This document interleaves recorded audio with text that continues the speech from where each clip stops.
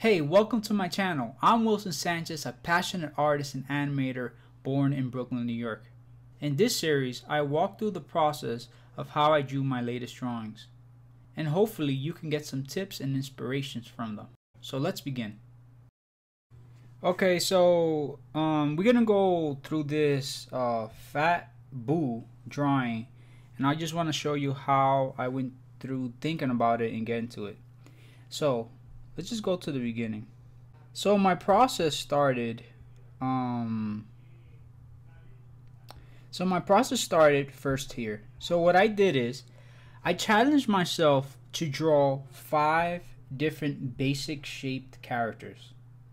Right? So the way I was thinking of it is that this was going to be a framework where I would put costumes over it. So I did 5 characters, 5 basic shapes, their basic language, and then with the idea that I would put costumes over them. So for this series I'm doing Dragon Ball Z, so I will put Dragon Ball Z for all of them. So one way you could do this yourself is you can challenge yourself to draw 5 basic shapes of characters, and then you put your own costumes over them, kind of becoming like your own IP or your own character, your own world, and your own type of character language. So I picked number 2. When I picked number 2, I increased the size and dimmed it down. In reality, my second process would be to refine this line, but for this drawing I just decided to go straight to costume.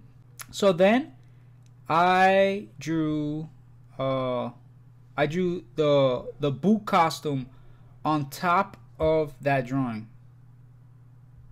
So for example, like this, on top of that costume, right? The basic fundamental shape, which is this one, is just a basic naked body of the character, and then I use that basic character as the costume, as the person to put the costume on. Just a sneak peek, here are different ones. I did Goku, I did Cell, but in this video I'm showing you Boo.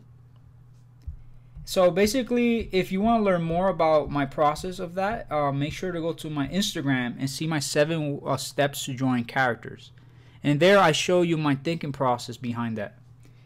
Okay, so yeah, so once we already have that character that we wanted, what we do is we create the outline.